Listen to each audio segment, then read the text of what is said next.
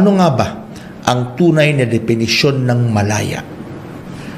Iba-iba kasi ang ating pananaw sa malaya.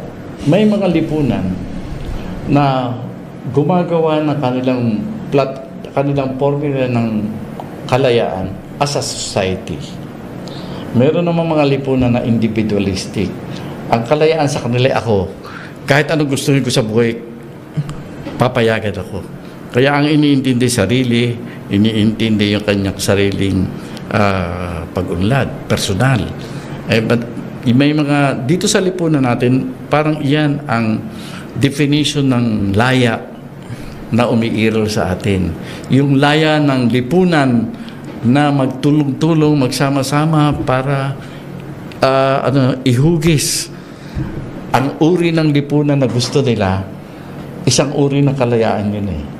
Yun. You are free as a people, as a society, no, to aspire and to build the kind of society you want. That's one definition of kalayaan.